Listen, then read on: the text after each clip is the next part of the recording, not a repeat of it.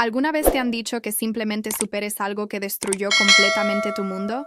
¿Alguna vez las personas que se suponía debían protegerte se convirtieron en las mismas que más te lastimaron? Bueno, déjame contarte lo que me pasó a mí, y te prometo que al final de esta historia entenderás por qué algunas traiciones son simplemente imperdonables, y por qué a veces la única manera de sanar es luchar con todo lo que tienes.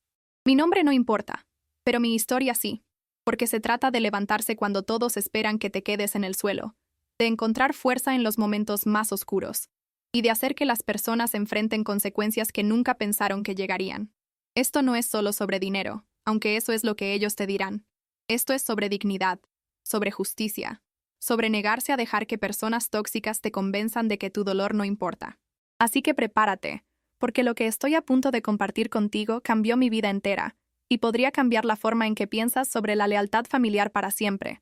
Todo comenzó hace 3 años cuando mi padre falleció. Sé lo que estás pensando. El dolor hace que las personas hagan cosas extrañas. Y tendrías razón. Pero lo que mi familia hizo fue mucho más allá de lo extraño. Mi padre era mi roca, mi mentor, la única persona en este mundo que realmente me entendía. Teníamos esa conexión que va más profunda que la sangre, ¿sabes? Era el tipo de papá que recordaba cada pequeño detalle sobre mi vida, que me llamaba cada domingo por la mañana solo para escuchar mi voz, que creía en mis sueños incluso cuando yo no creía en ellos. Creciendo, mientras mis hermanos estaban haciendo sus propias cosas, yo era quien pasaba horas en su taller, aprendiendo sobre la vida, sobre integridad, sobre lo que significa ser una buena persona. Era quien se sentaba con él durante sus tratamientos de quimioterapia, sosteniendo su mano cuando las náuseas se ponían muy fuertes, leyéndole cuando estaba demasiado débil para sostener un libro él mismo. Estuve ahí en cada cita con el médico, en cada entrega de malas noticias, en cada momento de miedo y esperanza. Mis hermanos siempre tenían excusas, siempre excusas. El trabajo era demasiado demandante, los niños necesitaban atención, la vida estaba simplemente demasiado ocupada. Pero yo hice tiempo porque eso es lo que hace el amor. Hace tiempo. Cuando murió, sentí como si alguien hubiera arrancado la mitad de mi alma. El funeral fue un borrón de ropa negra y simpatía falsa. Personas que no lo habían visitado ni una vez durante su enfermedad apareciendo de repente con lágrimas y flores, hablando de qué gran hombre era como si tuvieran algún derecho de reclamar que lo conocían. Me quedé ahí parada, adormecida, sintiendo como si estuviera viendo mi vida desde fuera de mi cuerpo. Mi madre estaba a mi lado, y recuerdo pensar en lo pequeña que se veía, lo frágil. Mi hermano mayor Marcos y mi hermana Diana estaban ahí con sus familias, interpretando sus papeles perfectamente, los hijos en duelo que amaban tanto a su padre. Pero yo conocía la verdad.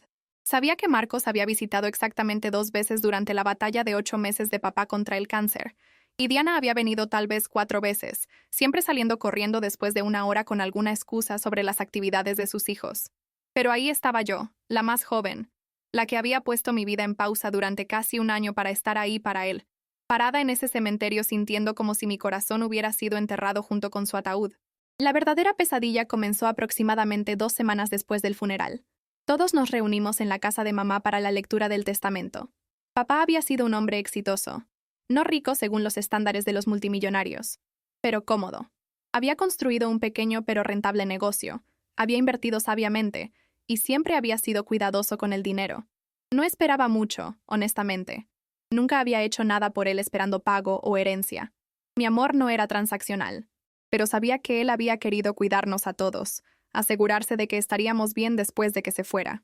El abogado, el señor Peterson, un hombre mayor y amable que había conocido a nuestra familia durante décadas, se sentó a la cabecera de la mesa del comedor con este documento de aspecto oficial frente a él. Recuerdo el olor del café de mamá, la forma en que la luz de la tarde entraba por las cortinas, el sonido de las uñas de mi hermana golpeando sobre la mesa. Todo se sentía surreal, como si estuviera en una película sobre la vida de otra persona. El señor Peterson se aclaró la garganta y comenzó a leer. La casa iría para mamá, por supuesto. Eso tenía sentido. Algunas inversiones se dividirían entre nosotros 3 hijos. Ok, bastante justo. Y entonces llegó la parte que hizo que mi corazón se detuviera. Papá había dejado un fondo fiduciario específico para mí, separado de todo lo demás. Era sustancial, alrededor de $350,000, con una carta adjunta explicando por qué.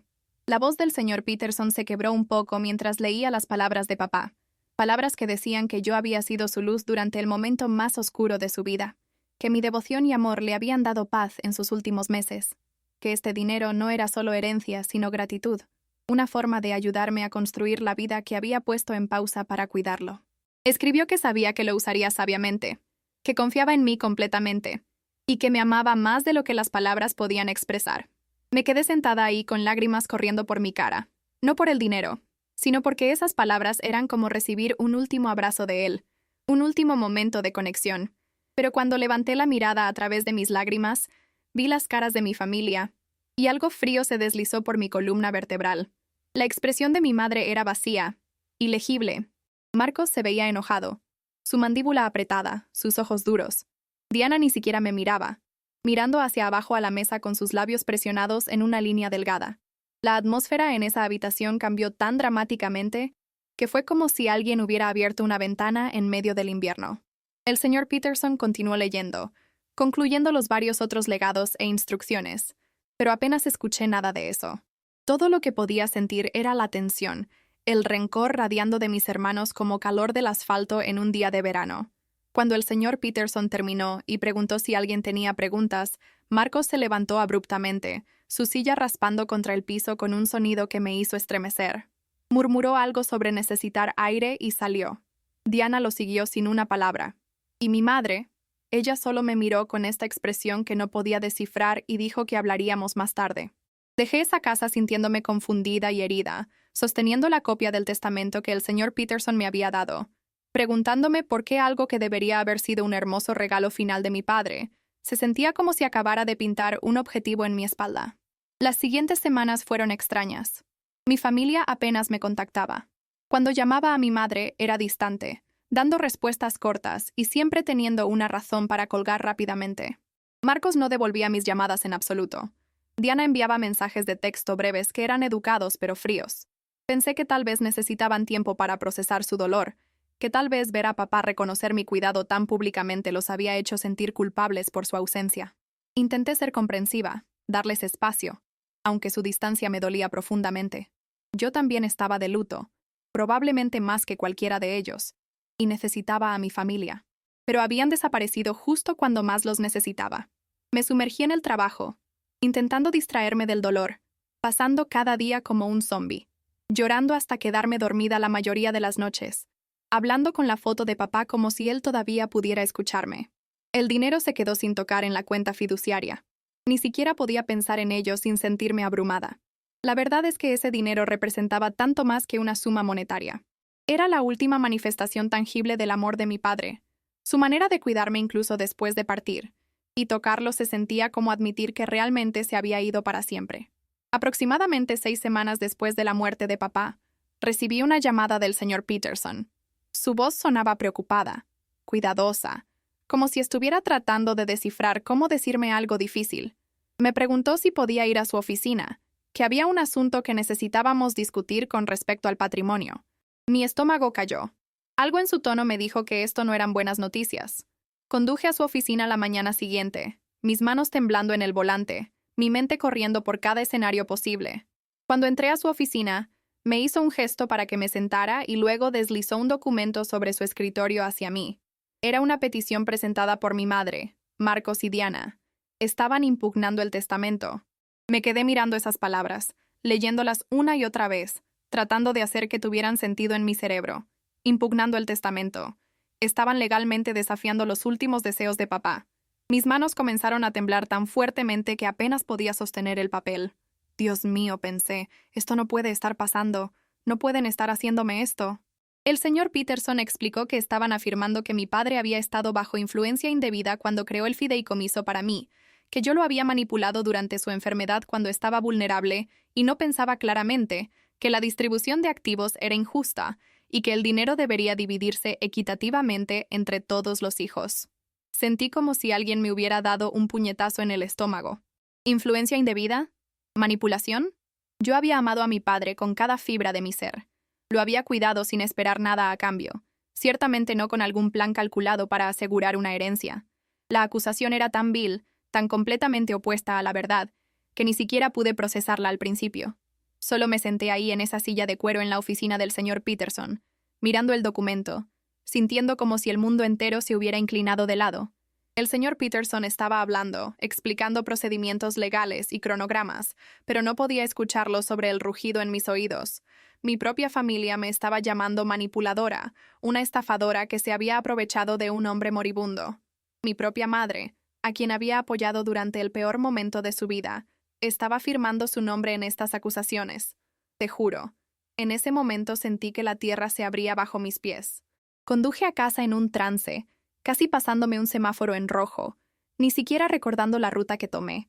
Cuando llegué a mi apartamento, colapsé en el sofá y lloré más fuerte de lo que había llorado incluso en el funeral de papá. Estas ya no eran lágrimas de dolor, eran lágrimas de traición, de rabia, de completa incredulidad. ¿Cómo podían hacer esto? ¿Cómo podían torcer algo tan puro, mi amor por mi padre, en algo sucio y calculado? Llamé a mi madre. Necesitaba escucharla explicar esto. Necesitaba entender qué posiblemente podría justificar esta acción. Ella contestó al cuarto timbre, su voz fría y distante. Cuando le pregunté por qué me haría esto, suspiró como si yo estuviera siendo dramática, y dijo que el dinero debería dividirse justamente, que no era correcto que yo recibiera tanto más solo porque casualmente tuve más tiempo libre para pasar con papá. ¿Casualmente tuve más tiempo libre? Había sacrificado mi avance profesional, mi vida social, mi propia salud para estar ahí para él. Pero ella hizo que sonara como si simplemente hubiera pasado por ahí cuando no tenía nada mejor que hacer. ¿En serio, mamá?, pensé. ¿Así es como ves todo lo que hice? Intenté razonar con ella, mi voz temblando, pidiéndole que recordara todas esas noches que dormí en el sofá de la habitación del hospital, todas esas veces que la llamé con actualizaciones, porque ella no podía molestarse en venir, todos esos momentos que sostuve la mano de papá a través del dolor. Ella me interrumpió y dijo que todos lloran de manera diferente, que Marcos y Diana tenían sus propias formas de amar a papá, y que yo estaba siendo egoísta al pensar que mi manera era superior. Egoísta. Me llamó egoísta por estar herida de que estuvieran tratando de quitarme el último regalo de papá. Entonces dijo algo que heló mi sangre. Dijo que necesitaba simplemente superarlo, que papá se había ido y pelear por dinero no iba a traerlo de vuelta, que yo estaba destrozando a la familia por ser terca. Superarlo. Como si la muerte de mi padre fuera una mala calificación en un examen o una relación fallida. Como si la traición completa por parte de toda mi familia fuera algo que simplemente debería encogerme de hombros y superar. Imagínate, ¿sabes qué? Le colgué, algo que nunca había hecho en toda mi vida, y me senté en la oscuridad de mi apartamento sintiéndome más sola de lo que jamás pensé que era posible. Ay, Dios, pensé. Realmente me han abandonado. Los siguientes días fueron un tipo especial de tortura. Me despertaba y por solo un momento, olvidaba, y entonces la realidad se estrellaba de vuelta sobre mí. Dejé de comer adecuadamente. Perdí peso que no podía permitirme perder. Dejé de contestar llamadas de amigos que querían ver cómo estaba. Me sentía paralizada, atrapada entre el impulso de luchar y la voz en mi cabeza diciéndome que luchar contra mi familia me convertía en la villana que estaban afirmando que era. Marcos me envió un mensaje de texto, la primera comunicación que había tenido de él desde la lectura del testamento. Decía que si aceptaba dividir el fondo fiduciario equitativamente, dejarían caer el desafío legal, y todos podríamos seguir adelante como familia. Seguir adelante como familia. Como si la familia significara tan poco que pudiera comprarse y venderse y negociarse como una mercancía. El mensaje dejaba claro que esto no era sobre justicia o el estado mental de papá. Esto era sobre ellos queriendo el dinero y estar dispuestos a destruirme para conseguirlo. Habían calculado, probablemente dentro de horas de esa lectura del testamento, que podían usar el sistema legal para intimidarme, para que renunciara a lo que papá quería que yo tuviera. Se habían sentado, tal vez en la casa de Marcos durante la cena, y habían planeado toda esta estrategia, discutiendo cómo frasear las acusaciones, cómo hacerme ver mal, cómo forzar mi mano. La frialdad de todo esto me dejaba sin aliento. Pasé una semana en esta niebla de indecisión y dolor. Parte de mí quería simplemente darles el dinero y terminar con esto. Comprar de vuelta alguna apariencia de relación familiar, aunque estaría para siempre manchada. Pero cada vez que casi me convencía de hacerlo, recordaría la carta de papá, sus palabras sobre confianza y amor, sobre querer cuidarme. Renunciar a ese dinero no sería solo perder dinero. Sería traicionar el último deseo de papá, validar las mentiras de mi familia sobre mí y enseñarles que la intimidación y la manipulación funcionan. Me di cuenta de que mi padre me había dado ese dinero no solo como un regalo, sino como una prueba. No una prueba para mí, sino una prueba para ellos. Y habían fallado espectacularmente. Probablemente sabía, en algún nivel, que esto podría pasar. Había visto cómo se comportaban durante su enfermedad, escuchado sus excusas, notado su ausencia, y todavía esperaba que fueran mejores. Pero me había protegido por si acaso no lo eran. Esa comprensión me golpeó como un rayo. Papá había visto esto venir. Conocía a sus otros hijos lo suficientemente bien como para predecir su reacción, y había intentado proteger su regalo para mí de todas formas. Eso significaba que tenía una responsabilidad de no dejar que sus precauciones fueran en vano. De verdad, papá, pensé, me conocías mejor de lo que yo misma me conocía. Tomé una decisión. Iba a luchar. No porque fuera codiciosa o materialista, sino porque esto era sobre principios, sobre honrar a mi padre, sobre negarme a ser manipulada y engañada por personas que se suponía debían amarme. Llamé al señor Peterson de vuelta y le dije que impugnaría su desafío, que quería luchar esto con todo lo que tenía. Él estuvo en silencio por un momento. Luego dijo que estaba contento de escucharlo, que había conocido bien a mi padre y sabía que las acusaciones eran infundadas. Pero también me advirtió que esto se pondría feo, que las batallas legales familiares siempre lo hacen, y que necesitaba estar preparada para que dijeran e hicieran cosas que me herirían profundamente. Le dije que ya estaba herida tan profundamente como era posible, que ya habían hecho lo peor. Estaba equivocada sobre eso. No tenía idea de cuánto peor se pondría. El señor Peterson recomendó una abogada que se especializaba en litigios de patrimonio, una mujer llamada Sarah Chen, que tenía reputación de ser brillante y absolutamente implacable cuando necesitaba hacerlo. Me reuní con Sarah 2 días después en su oficina del centro, y supe en 5 minutos que ella era exactamente quien necesitaba de mi lado.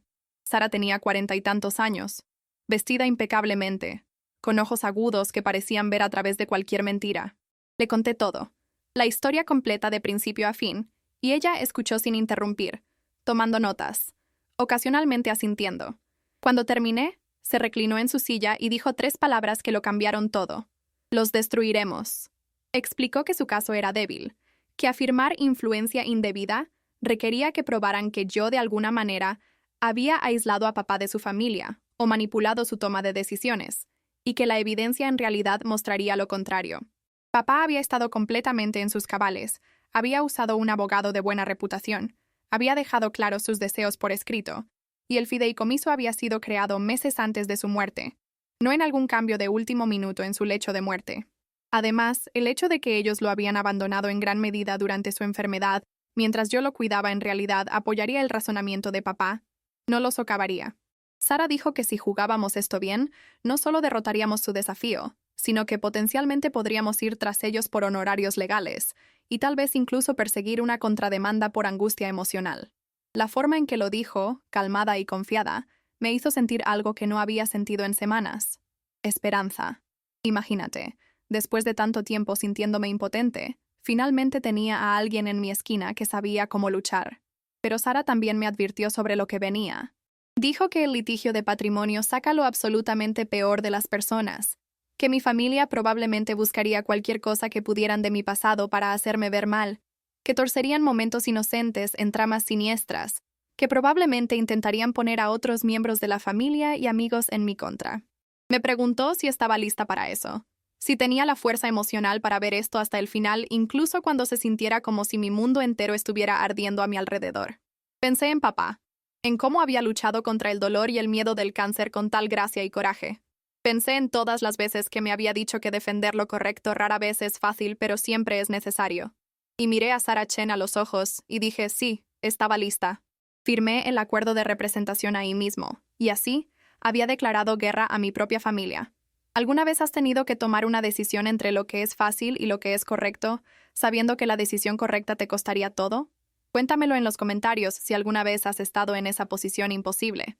De verdad, me gustaría saber si alguien más entiende lo que se siente estar en este lugar tan doloroso. Los procedimientos legales comenzaron, y fue tan horrible como Sarah había predicho. Comenzó el descubrimiento, lo que significaba que ambos lados podían solicitar documentos e información del otro. Los abogados de mi familia enviaron interrogatorios, preguntas escritas formales que tenía que responder bajo juramento. Las preguntas estaban diseñadas para pintarme como calculadora y manipuladora. Preguntaban sobre cada conversación que había tenido con papá sobre finanzas, cada vez que lo había llevado a citas, cada regalo que él me había dado. Estaban tratando de construir una narrativa de que había estado sistemáticamente posicionándome para esta herencia durante años. Tuve que sentarme en mi mesa de cocina, reviviendo cada hermoso recuerdo de cuidar a mi padre, y describirlos en lenguaje legal estéril, para ser analizados por abogados buscando motivos siniestros. Fue como hacer que alguien diseccionara tu corazón mientras todavía estaba latiendo. Ay, no. Pensaba cada vez que tenía que responder otra pregunta. Esto es una pesadilla absoluta. Pero teníamos nuestra propia munición. Sara solicitó registros del hospital mostrando qué miembros de la familia habían visitado a papá y con qué frecuencia. Los datos eran condenatorios.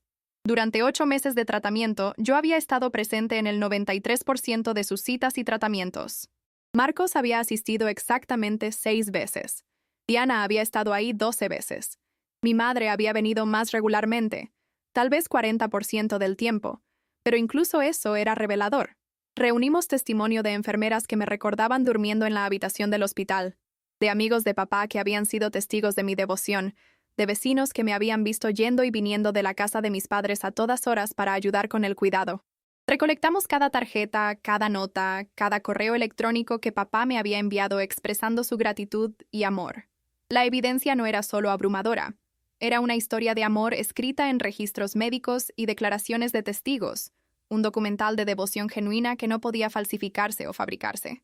Sara lo compiló todo en un escrito que se leía como una acusación no solo de su caso legal, sino de su carácter. Cuando vi todo reunido, todos esos meses de amor y sacrificio documentados en blanco y negro, lloré. No de tristeza, sino de validación. La verdad estaba ahí, innegable. Mientras tanto, la guerra familiar escalaba fuera de la sala de tribunal. Marcos comenzó a llamar a otros parientes, difundiendo su versión de la historia. Le dijo a todos que yo había aislado a papá de la familia, que había envenenado su mente contra ellos, que era una maestra manipuladora que había jugado con las emociones de un hombre enfermo por ganancia financiera. Era tan convincente que algunas de mis tías y tíos comenzaron a creerle. Recibiría llamadas de parientes con los que no había hablado en años, llamando para decirme que debería estar avergonzada de mí misma, que papá estaría decepcionado de mí por destrozar a la familia. La ironía era insoportable. ¿Yo estaba destrozando a la familia? Yo no era quien había presentado un desafío legal. Yo no era quien estaba inventando mentiras. Pero de alguna manera, en su narrativa, defenderme de sus acusaciones infundadas me convertía en la agresora. Diana recurrió a las redes sociales, publicando actualizaciones de estado vagas sobre traición y codicia y personas que usan a otros por dinero. Nunca me mencionó por nombre, pero todos sabían de quién estaba hablando. Observé mis secciones de comentarios llenarse de parientes tomando lados, algunos defendiéndome, pero muchos más atacándome. Todo este drama familiar público desarrollándose para que todos lo vieran. Dios mío, pensé, ¿realmente están haciendo esto público? ¿No tienen vergüenza? Mi madre me llamaba periódicamente, siempre con el mismo mensaje. Solo llega a un acuerdo. Solo dales la mitad. Solo haz que esto desaparezca para que podamos ser una familia otra vez. Cada vez, su voz tenía esta cualidad, como si estuviera hablando con una niña terca que se negaba a ver la razón. Me recordaría que el dinero no vale la pena destruir relaciones familiares, que papá querría que nos lleváramos bien, que yo estaba siendo orgullosa y egoísta. El gaslighting era tan sutil y tan consistente que a veces me encontraba dudando de mi propia realidad. ¿Estaba siendo egoísta? ¿Estaba poniendo el dinero por encima de la familia? Pero entonces leería la carta de papá otra vez.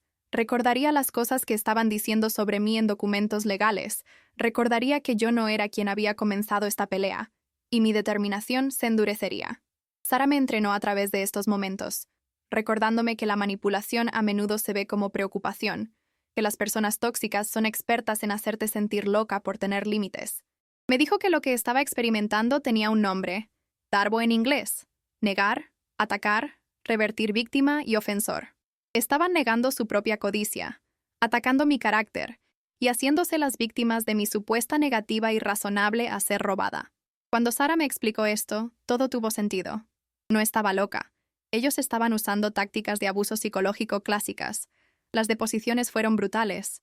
Tuve que sentarme en una sala de conferencias con el abogado de mi familia, un hombre presumido llamado Ricardo Donnelly, que me recordaba a cada matón con derecho que había conocido. y responder sus preguntas mientras Sarah se sentaba a mi lado. Donnelly me preguntó sobre mis finanzas, sugiriendo que había estado luchando con el dinero, y por lo tanto tenía motivo para manipular a mi padre. Preguntó sobre mi vida personal, insinuando que mi falta de una relación seria significaba que estaba sola, y me había aferrado a papá inapropiadamente. Preguntó sobre conversaciones que había tenido con papá, tomando declaraciones inocentes y torciéndolas en evidencia de manipulación. En un punto, sugirió que deliberadamente había mantenido a mis hermanos alejados de papá para poder tener más influencia sobre él. Me quebré. Le pregunté si estaba seriamente sugiriendo que de alguna manera había obligado a 2 profesionales adultos a descuidar a su padre moribundo, si pensaba que tenía el poder de hacerlos elegir su conveniencia sobre el confort de su papá. Sarah tocó mi brazo, una señal para mantener la calma, pero pude ver en sus ojos que estaba orgullosa de mí por resistir. Te juro, ese momento me dio fuerzas para seguir adelante. Cuando fue el turno de mi familia de ser depuesta, pude ver a Sarah Chen en acción, y fue hermoso de una manera aterradora. Interrogó a mi madre primero, haciéndole preguntas detalladas sobre el estado mental de papá, su capacidad de toma de decisiones, sus relaciones con cada uno de sus hijos. Mi madre intentó pintar una imagen de papá como confundido y fácilmente influenciable en sus últimos meses, pero Sarah tenía registros médicos mostrando que su función cognitiva era perfecta hasta el final. Tenía testimonio de sus doctores de que era lúcido, informado y capaz de tomar decisiones complejas. Tenía notas del señor Peterson sobre sus reuniones con papá para redactar el testamento, describiéndolo como de mente clara y específico sobre sus intenciones. El testimonio de mi madre se desmoronó bajo el peso de la evidencia. Sarah entonces le hizo una pregunta que hizo que todos en la sala quedaran en silencio. Señora Patterson, ¿a cuántas de las sesiones de quimioterapia de su esposo asistió? Mi madre dudó. Luego admitió que era aproximadamente 30 o 40%. ¿Y a cuántas asistió su hija? Sarah ya conocía la respuesta, por supuesto. A la mayoría de ellas. Mi madre susurró. 93%, según los registros del hospital. Sarah corrigió. Entonces su esposo, en su testamento, eligió dar fondos adicionales a la hija que estuvo presente en el 93% de sus tratamientos de cáncer, mientras sus otros hijos estuvieron presentes en menos del 10% combinado. ¿Y usted cree que esta decisión fue el resultado de manipulación en lugar de gratitud? El silencio en esa sala era ensordecedor. Imagínate, ¿sabes qué? Ver a mi madre sin palabras fue tanto doloroso como satisfactorio. La deposición de Marcos fue aún peor para ellos. Intentó mantener su postura enojada y autojustificada, pero Sarah lo desmanteló pieza por pieza. Le preguntó sobre fechas específicas cuando papá había estado en el hospital y dónde había estado Marcos en su lugar. Viajes de negocios, salidas de golf, juegos de fútbol de los niños, actividades de vida normal que había priorizado sobre la crisis de salud de su padre. Preguntó si había ofrecido ayuda con cualquiera de los gastos médicos o costos de cuidado de papá. No lo había hecho. Preguntó si había ofrecido ayudarme con la carga del cuidado, tal vez estableciendo una rotación o contratando ayuda adicional. No lo había hecho. Preguntó si había visitado a papá en el hospital la semana antes de que muriera. No lo había hecho. Entonces hizo la pregunta asesina. Señor Patterson, si el testamento de su padre hubiera dejado todo dividido equitativamente entre sus 3 hijos, ¿habría tenido alguna preocupación sobre su competencia mental o susceptibilidad a influencia indebida? El abogado de Marcos objetó, pero la pregunta quedó flotando en el aire. Todos en esa sala sabían la respuesta. No habría desafiado absolutamente nada si hubiera obtenido lo que quería. Esto no era sobre proteger los deseos de papá o asegurar que su testamento reflejara sus verdaderas intenciones. Esto era sobre codicia, pura y simple. Ay, Dios, pensé. La verdad finalmente está saliendo a la luz. La deposición de Diana reveló algo que no esperaba. En realidad se derrumbó llorando en un punto, admitiendo que se sentía culpable por no haber estado más ahí para papá, que se había convencido a sí misma de que sus hijos la necesitaban más, que había creído que tendría más tiempo. Por un momento, sentada ahí viendo a mi hermana sollozar en sus manos, sentí un destello de simpatía. El dolor y la culpa son emociones poderosas, y entendí que probablemente estaba lidiando con mucho arrepentimiento. Pero entonces Sarah le hizo una pregunta simple. Señorita Patterson, ¿discutió estos sentimientos de culpa con su hermana en algún momento antes de decidir impugnar el testamento? Diana se secó los ojos y dijo que no. ¿Consideró que su hermana también podría estar de luto, que podría necesitar apoyo familiar en lugar de acusaciones legales? Diana no respondió. Se le ocurrió que impugnar el testamento de su padre podría lastimar a su hermana, quien había sacrificado tanto para cuidarlo. Todavía sin respuesta, Sara dejó que el silencio se extendiera, haciendo el punto sin palabras. La culpa y el dolor de Diana podrían ser reales, pero había elegido canalizar esos sentimientos en atacarme en lugar de lidiar con ellos honestamente. Eso la hacía cómplice en esta traición, independientemente de sus lágrimas. ¿En serio?, pensé. ¿Tus lágrimas son tu defensa? Mientras la batalla legal se arrastraba durante meses, sentía como si estuviera viviendo en una pesadilla surrealista. Iba al trabajo e intentaba concentrarme en mi empleo, pero mi mente constantemente se desviaba de vuelta al caso. Me acostaba despierta por la noche, reproduciendo conversaciones, preguntándome qué podría haber hecho diferente, imaginando el momento en que todo esto finalmente terminaría. El estrés me estaba consumiendo viva.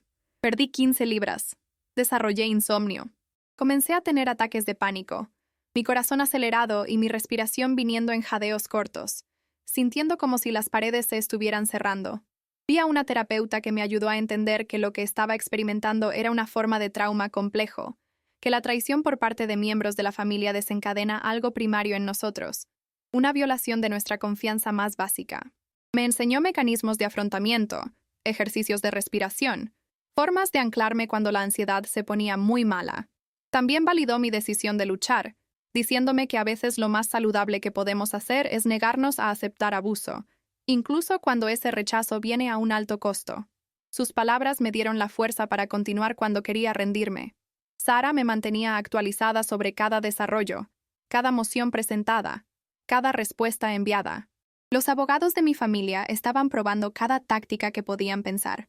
Presentaron mociones para retrasar los procedimientos, esperando que me quedara sin dinero para honorarios legales y me viera obligada a llegar a un acuerdo. Intentaron hacer que los registros médicos de papá fueran sellados, alegando preocupaciones de privacidad, porque esos registros probaban su competencia. Intentaron traer a un experto en grafología para sugerir que la firma de papá en los documentos del fideicomiso podría ser falsificada, una afirmación tan desesperada e infundada que incluso su propio experto se negó a testificar sobre ello. Cada nueva táctica era más escandalosa que la anterior, y cada una fallaba. Sara estaba sistemáticamente destruyendo su caso, presentando escritos tan exhaustivos y bien argumentados que incluso el juez comentó sobre la calidad de nuestro trabajo legal. Podía ver que el final se acercaba, podía ver que íbamos a ganar, pero el conocimiento no me traía la satisfacción que había esperado. Incluso en la victoria, estaba perdiendo a mi familia. Incluso en ser probada correcta, me estaba convirtiendo en huérfana de nuevo. La ironía era cruel y dolorosa. Aproximadamente 10 meses después del comienzo de la batalla legal, Sara me llamó con noticias. Los abogados de mi familia se habían acercado sobre discusiones de acuerdo. Querían negociar. Sentí una mezcla de triunfo y agotamiento. ¿Qué están ofreciendo?, pregunté. La voz de Sara era seca. Han ofrecido dejar caer la impugnación si aceptas dividir el fideicomiso 70-30 a tu favor en lugar de quedarte con todo. Me reí, un sonido amargo.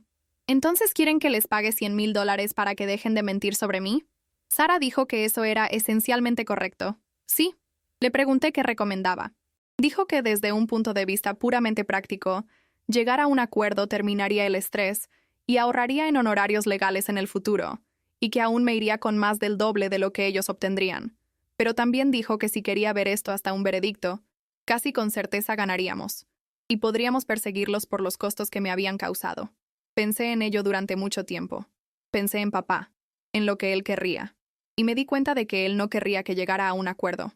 Me había dejado ese dinero específicamente porque sabía que me lo había ganado a través del amor y el sacrificio, y dar cualquier parte de él a personas que nos habían traicionado a ambos sería escupir en su tumba. Le dije a Sara que no habría acuerdo. Íbamos a juicio. De verdad, papá, pensé, voy a honrarte hasta el final. El juicio se fijó para principios de primavera, casi un año después de la muerte de papá. A medida que se acercaba la fecha, sentí una calma extraña asentarse sobre mí. Había pasado por lo peor de esto ya. Las deposiciones, las acusaciones, la traición familiar, el drama público, todo había pasado. El juicio en sí era solo el acto final, el registro oficial de lo que ya había vivido. Sara me preparó exhaustivamente, haciendo sesiones de práctica, donde interpretaba tanto nuestro lado como el de ellos, enseñándome cómo mantenerme compuesta en el estrado de testigos, cómo responder preguntas directamente sin ponerme a la defensiva o emocional. Me recordó que la verdad estaba de nuestro lado, que la evidencia era abrumadora, y que todo lo que tenía que hacer era contar mi historia honestamente. La noche antes del juicio no pude dormir. Me senté mirando fotos viejas de papá y yo, leyendo tarjetas que me había enviado a lo largo de los años, preparándome para pararme en la corte y luchar por su memoria una última vez. Imagínate, después de todo este tiempo, finalmente iba a tener mi día en la corte. La sala del tribunal era más pequeña de lo que esperaba, menos dramática que lo que ves en la televisión. Solo una habitación con paneles de madera con bancas incómodas, luces fluorescentes y una bandera americana en la esquina. Mi familia se sentó en un lado con su abogado. Yo me senté en el otro lado con Sara. No nos miramos, pero podía sentir la tensión, el peso de todo lo no dicho y todo lo que se había dicho muy duramente. La jueza, una mujer de 60 y tantos años llamada jueza Hartley, llamó a la corte al orden y pidió declaraciones de apertura. El abogado de mi familia fue primero, pintando una imagen de un hombre anciano vulnerable, enfermo y moribundo, siendo manipulado por una hija que lo aisló y jugó con sus emociones. Me hizo sonar como una depredadora calculadora, alguien que había visto una oportunidad en la enfermedad de su padre, y la aprovechó. Escuchándolo hablar de mí, de papá, de nuestra relación, me sentí físicamente enferma, pero mantuve mi cara neutral, justo como Sara me había enseñado, porque sabía que mostrar emoción sería usado en mi contra. Ay, no, pensé. ¿Realmente está diciendo estas cosas horribles?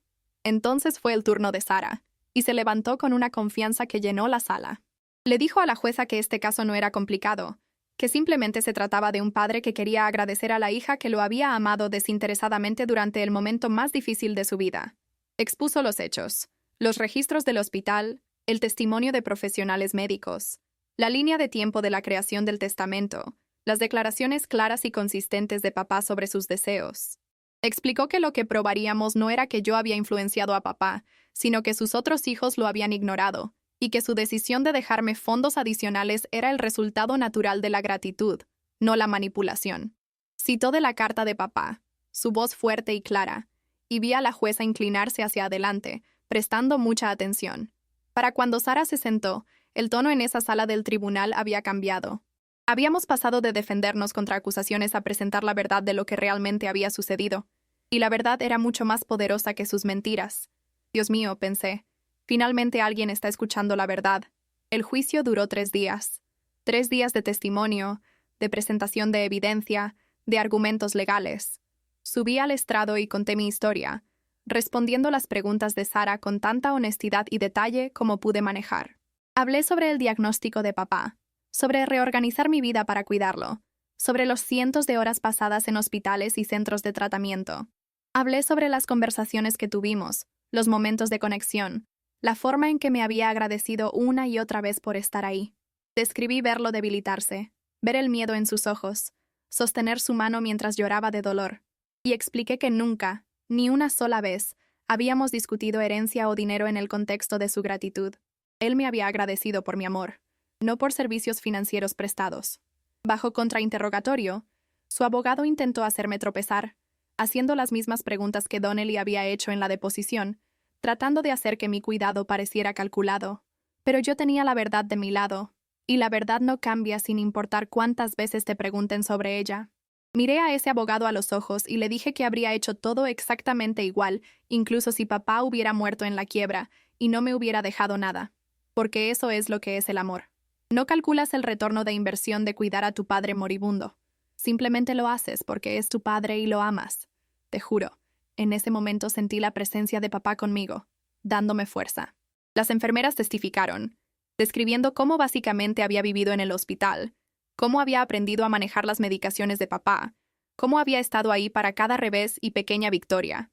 Los amigos de papá testificaron sobre conversaciones que habían tenido con él donde hablaba sobre lo agradecido que estaba por mí, sobre cómo le preocupaba que estuviera sacrificando demasiado, sobre cómo quería encontrar una manera de pagarme por todo lo que había hecho.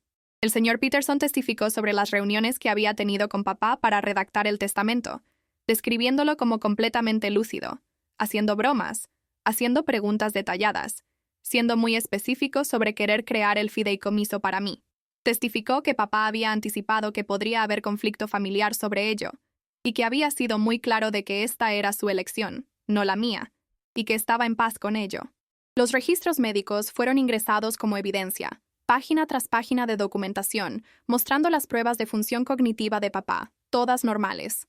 La línea de tiempo fue ingresada, mostrando que el fideicomiso había sido creado 6 meses antes de su muerte, cuando todavía estaba relativamente saludable, demoliendo completamente su afirmación de que esta era una decisión de último minuto tomada por un hombre moribundo y confundido. La evidencia era tan abrumadora que podías verla apilándose como una montaña contra ellos. El lado de mi familia del caso era débil, y verlos presentarlo era casi triste. No podían proporcionar ninguna evidencia de manipulación, porque no había ninguna. Intentaron llamar a testigos de carácter que dirían que yo estaba enfocada en el dinero, o era calculadora, pero ninguno de sus testigos había estado presente durante la enfermedad de papá, por lo que su testimonio era irrelevante. Marcos subió al estrado e intentó explicar por qué no había estado más presente, hablando sobre obligaciones laborales y responsabilidades familiares, pero bajo el contrainterrogatorio de Sara, se vio obligado a admitir que también había encontrado tiempo para actividades de ocio, que su ausencia había sido una elección. Diana testificó sobre su culpa y arrepentimiento, pero cuando Sara le pidió que identificara cualquier instancia específica donde Joe hubiera impedido que visitara a papá, o lo hubiera manipulado contra sus otros hijos, no pudo proporcionar ni un solo ejemplo.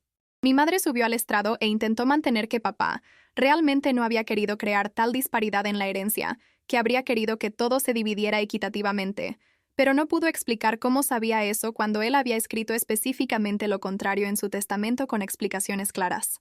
Todo su caso descansaba en la afirmación de que de alguna manera era sospechoso que un hombre dejara más dinero a la hija que lo había cuidado, como si la gratitud en sí misma fuera evidencia de influencia indebida. Imagínate. ¿Sabes qué? La absurdidad de su argumento era casi cómica si no hubiera sido tan dolorosa. Los argumentos de cierre llegaron en la tarde del tercer día. El abogado de mi familia hizo un último intento de pintarme como una villana, pero sus palabras sonaron huecas después de 3 días de evidencia en contrario. El argumento de cierre de Sara fue magistral. Llevó a la jueza a través de cada pieza de evidencia, construyendo una narrativa irrefutable de una hija que había amado a su padre y un padre que había querido agradecerle por ello. Señaló que mi familia tenía la carga de la prueba, que tenían que mostrar que la influencia indebida realmente ocurrió, y que habían fallado completamente en cumplir con esa carga. Le recordó a la jueza que esto no se trataba de si la herencia era justa según el estándar abstracto de alguien, sino sobre si papá tenía el derecho de disponer de su propiedad como mejor le pareciera, y si lo había hecho libre y competentemente. La respuesta a ambas preguntas era obviamente sí. Terminó diciendo que lo que realmente estábamos pidiendo a la corte que hiciera era proteger los últimos deseos de un hombre muerto de miembros de la familia que le habían fallado en vida, y ahora estaban tratando de beneficiarse de su muerte. La sala del tribunal estaba en silencio cuando se sentó. Apenas podía respirar, esperando lo que vendría después. De verdad, pensé. Este es el momento de la verdad. La jueza Hartley dijo que tomaría el asunto bajo consideración y emitiría un fallo escrito dentro de 2 semanas.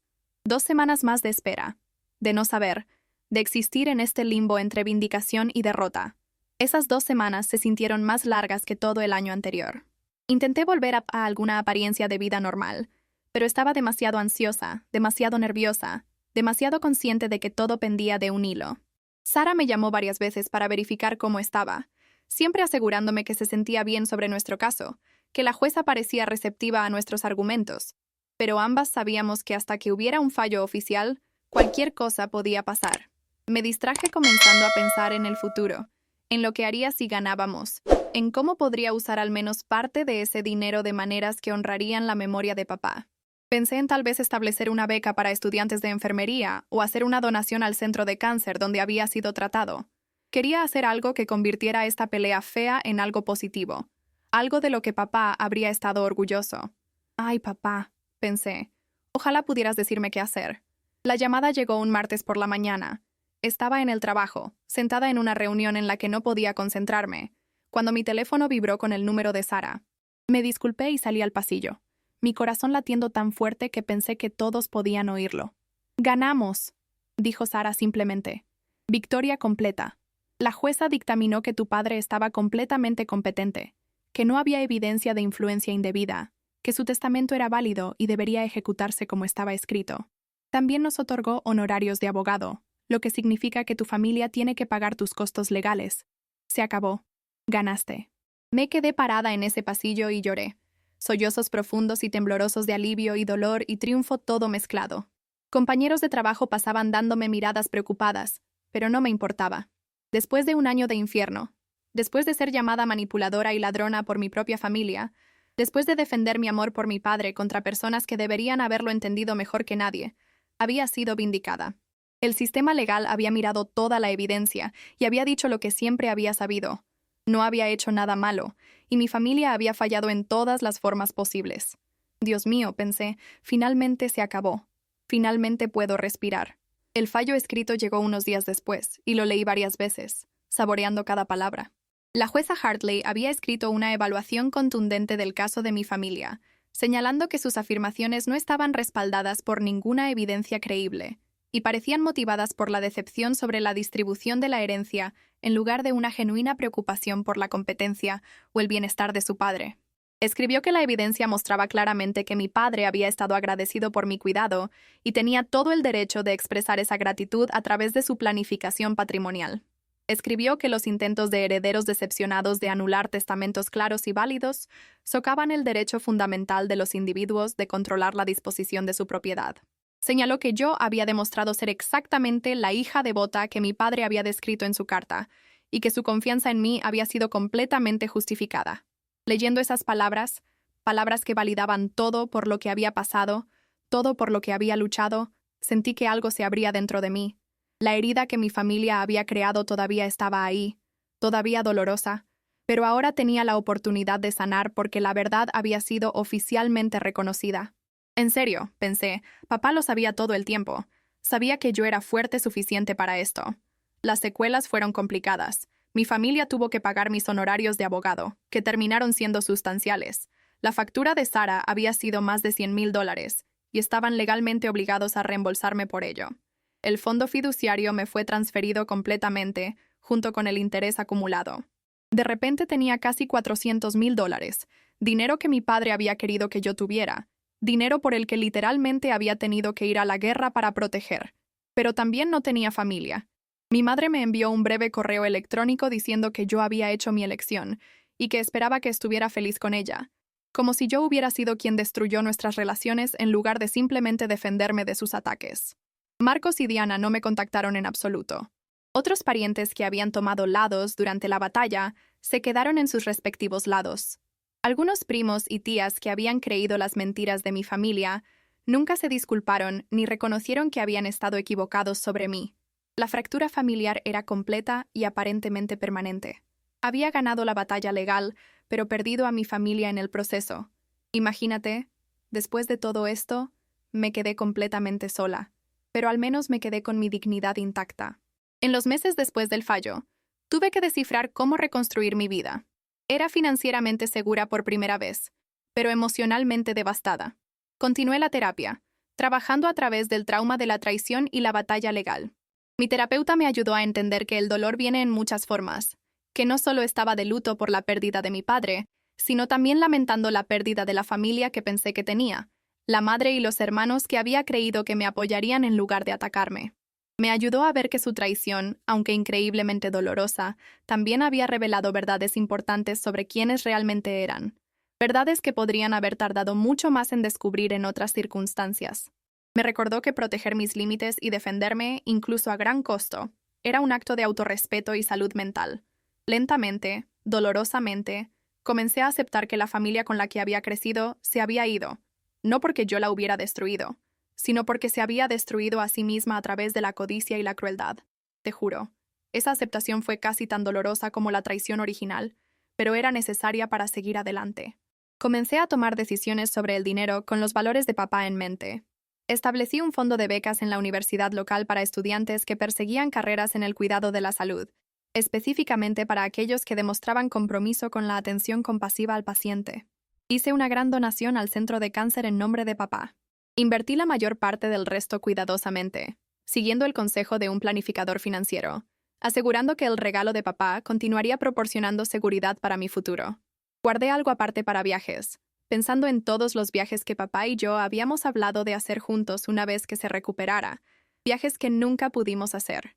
Decidí hacer algunos de esos viajes por nosotros dos, ver los lugares que él había querido ver, vivir la vida que había querido que yo viviera.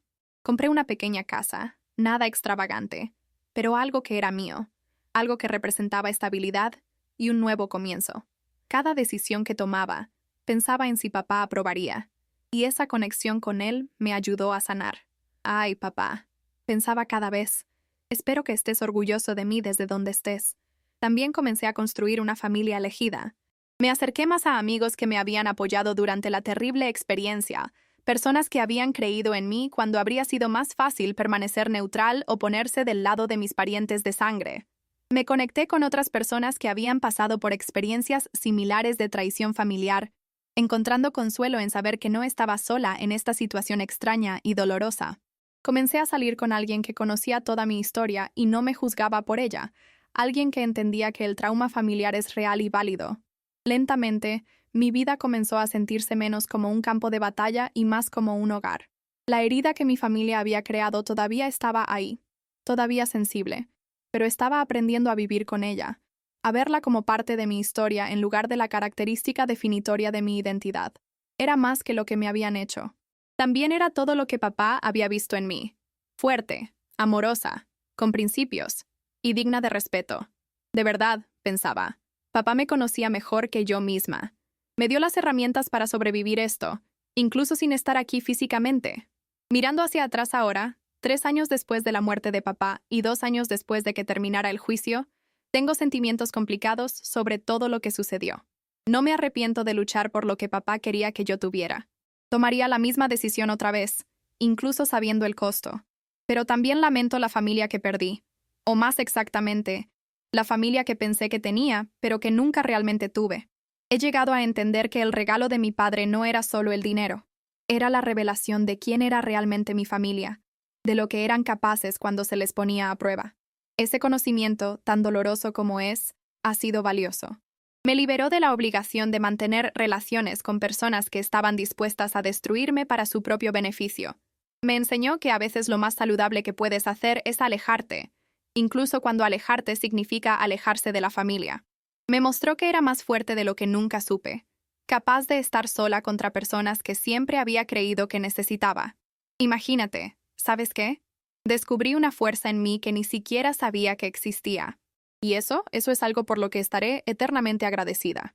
¿Alguna vez has tenido que elegir entre lo que es correcto y lo que es cómodo? ¿Alguna vez has tenido que enfrentarte a tu propia familia? ¿Alguien alguna vez te ha dicho que simplemente superes algo que fundamentalmente cambió quién eres? Quiero escuchar tus historias. Comenta abajo y cuéntame sobre una vez que tuviste que luchar por lo que era correcto, incluso cuando todos te dijeron que lo dejaras ir. Estas historias importan. Tus experiencias importan. Y realmente creo que compartirlas nos ayuda a todos a sentirnos menos solos en nuestras luchas.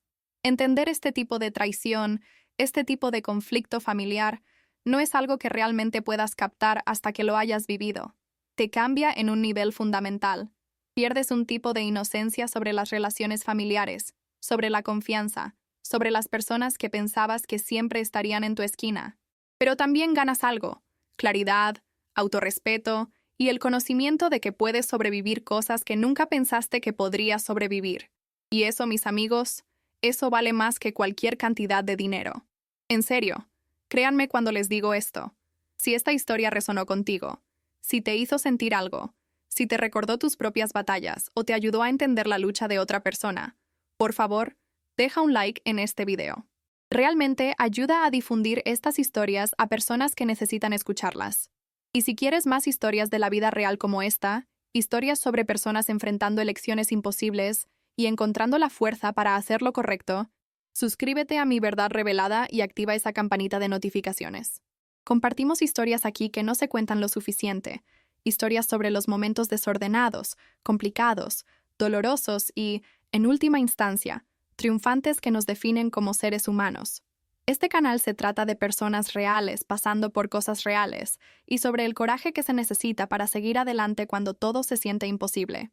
Tu apoyo significa todo y nos ayuda a continuar creando este contenido. Gracias por escuchar mi historia. Gracias por preocuparte lo suficiente como para llegar hasta aquí. Y recuerda, a veces superarlo no es la respuesta. A veces la respuesta es contratar a un abogado y hacer que ellos superen su propia codicia y crueldad. A veces la respuesta es luchar, no porque sea fácil, sino porque tu dignidad y tu verdad valen la pena luchar por ellas. Espero que nunca tengas que aprender esa lección de la manera en que yo lo hice, pero si lo haces, espero que tengas la fuerza para mantener tu posición tal como mi padre sabía que yo lo haría. Porque al final del día, la única persona con la que tienes que vivir es contigo mismo. Y poder mirarte al espejo sabiendo que defendiste lo correcto, eso es algo que nadie puede quitarte jamás. Dios te bendiga. Y nos vemos en el próximo video con otra historia verdadera que necesita ser contada.